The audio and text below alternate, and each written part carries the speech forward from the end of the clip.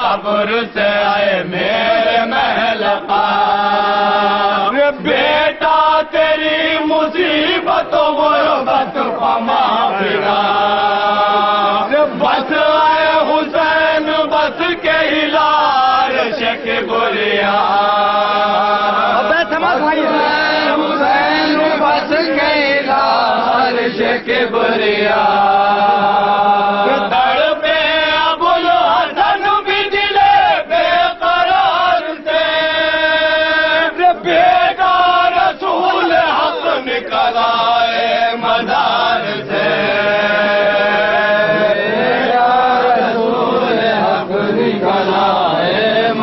کر رہی ہے بیٹا گھبرانا نہیں، لیکن میں نے عرض کیا کہ عباس باہر نکلے، اور نکلنے کے بعد آواز دی الحجاب الحجاب، ارے عباس آواز دیتے جاتے ہیں، ادھر امام حسین پوچھتے جاتے ہیں اے بھیا عباس کس سے کہہ دیا پردہ کرنے کے لیے؟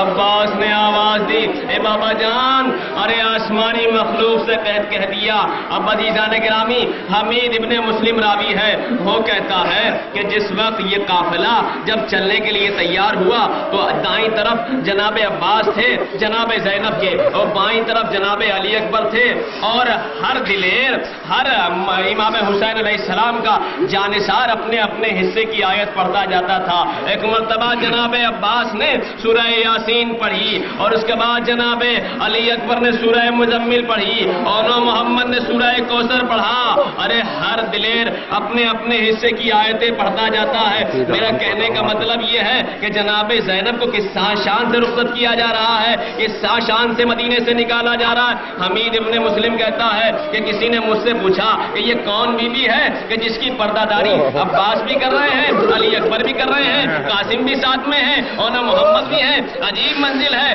ایک مرتبہ حمید ابن مسلم نے پوچھا کہ میں نہیں جانتا، لیکن جب میں نے سوال کیا کہ یہ بتاؤ یہ کون بی بی ہے کہ جو اتنے احترام سے آ رہی ہے، آواز آئی ارے یہ حسین کی بہن زینب ہے کہ جو اتنے احترام سے لائی جا رہی ہے، اس کے پیچھے ام کلثوم ہے، اور ان کے پیچھے تمام بیویاں ہیں، کوئی جناب لیلا ہے، ارے جناب رباب ہے۔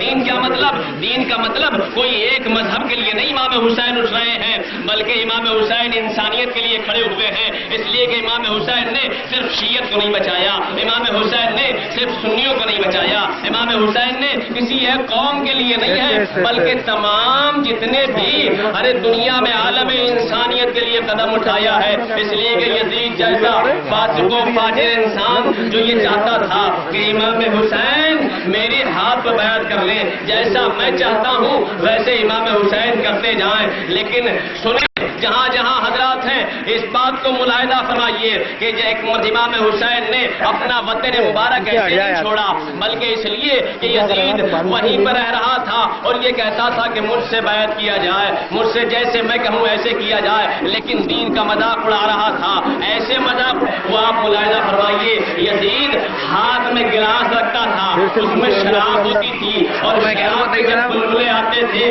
تو دیکھ کے کہتا تھا یہ کعبہ ہے، اور اس کے چاروں طرف یہ جو بلبلے ہیں یہ طواف کرنے والے ہیں۔ اس طریقے سے امام حسین علیہ السلام کے اور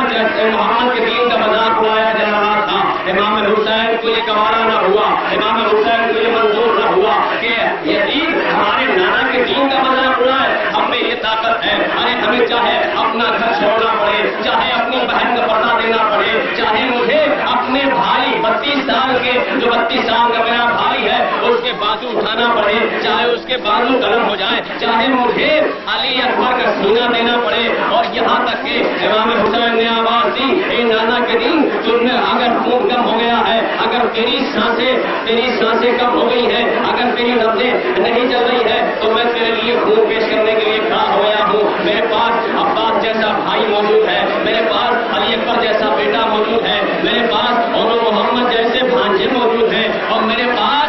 قاسم جیسا بھتیجا موجود ہے، لیکن اسلام میں تجھے مٹنے نہیں دوں گا۔ یزید چاہے کتنی کوششیں کرے، یزید چاہے کتنا جو ہے اسلام کو برباد کرنا چاہے، لیکن میں ایک نہیں سننے والا ہوں، میں اپنے نانا کے دین کے لیے محافظت کے لیے کھڑا ہوا ہوں۔ لہذا میں ہر قدم پہ امام حسین کہہ رہے ہر قدم پہ اپنے نانا کے دین کی حفاظت کروں گا۔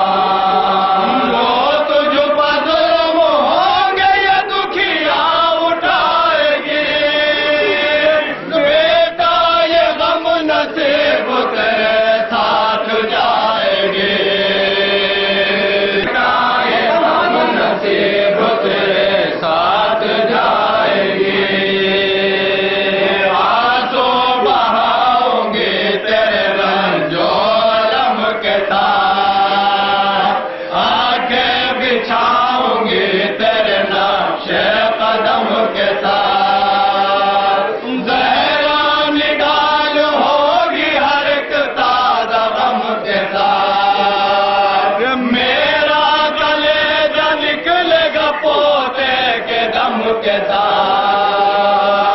میرا کلیجہ نکلے گا پوتے کے دم کے ساتھ،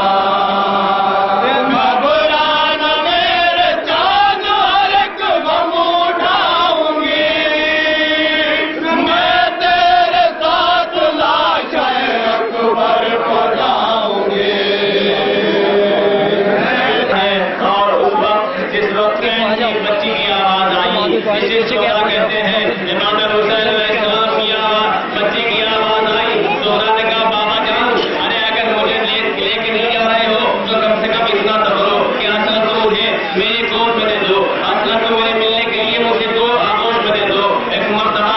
ارے امام حسین علیہ السلام نے آپ سے فرمایا، اے میرا باپ علی اصغر کو جناب صبح کی گود میں دے دیا جائے، جناب صبح کی آغوش میں دے دیا گیا۔ اور ایک مرتبہ تاریخ بتاتی ہے کہ اصغر چلے تو ہے جناب صبح کی آغوش میں، لیکن آپ آغوش نہیں چھوڑتے، ادھر جناب صبح اپنے بچے سے، اپنے بھائی سے ایک مرتبہ باتیں کر رہی ہے، اے علی اصغر، اے علی اصغر، ارے تجھے تم سے میری جدائی شاق ہے، ارے میں اب تم چلے جاؤ گے تو میں کس کے سہارے رہوں گی؟ امام حسین کو بلایا، بابا جان سارا قافلہ چلا جائے لیکن علی اصغر کو میرے پاس چھوڑ دیا جائے، میں اس سے اپنا دل بہلا دوں گی۔ ہاں عزیزان گرامی، اب ایک مرتبہ جب جناب زہرا نے یہ باتیں کہیں تو عجیب منظر ہے، اس لیے کہ علی معلوم تھا، تو امام حسین نے کہا، اے رباب، ارے زہرا سے کہو کہ علی اصغر کو لے لیا جائے، اے زہرا علی اصغر کو دے دو، اس لیے کہ تمہارے پاس رہنے کے لیے نہیں بلکہ ہمیں اپنے ساتھ لے کے جانا ہے۔ لیکن علی اصغر نے زہرا کی آغوش نہیں چھوڑی۔ پھر اس کے بعد ام لیلا گئیں، اے شاید میری آغوش میں آ جائے، ام لیلا کی آغوش میں علی اصغر نہیں آئے، حتیٰ کہ ہر ایک بی بی جاتی رہی، لیکن علی اصغر ارے جناب زہرا کی آغوش سے چمٹے ہوئے ہیں، جناب زہرا کی آغوش نہیں چھوڑتے۔ عزیزان محترم، ایک مرتبہ جب تمام بیویاں پڑھ چکی اور پیچھے ہٹ چکی تو آخر میں خود حسین بڑھے اور پڑھنے کے بعد زہرا کے پاس گئے۔ اب عزیزان گرامی، تاریخ میں لکھا ہے کہ جناب امام حسین نے معلوم نہیں کیا جملہ کہا، لیکن جناب علی اصغر نے فوراً آغوش چھوڑی، ارے بچہ ہومک کر امام حسین کی آغوش میں آ گیا۔ اب تاریخ میں تو نہیں لکھا لیکن ذاکرین پڑھتے ہیں کہ امام حسین نے کہا، اے بیٹا علی اصغر، اگر تو میدان میں میرے ساتھ نہ جائے گا تو کربلا مکمل نہیں ہوگی۔ عالم کے ساتھ آنکھیں بچھاؤں گی تیرے نقش قدم کے ساتھ، زہرا نگال ہوگی ہر ایک تازہ غم کے ساتھ،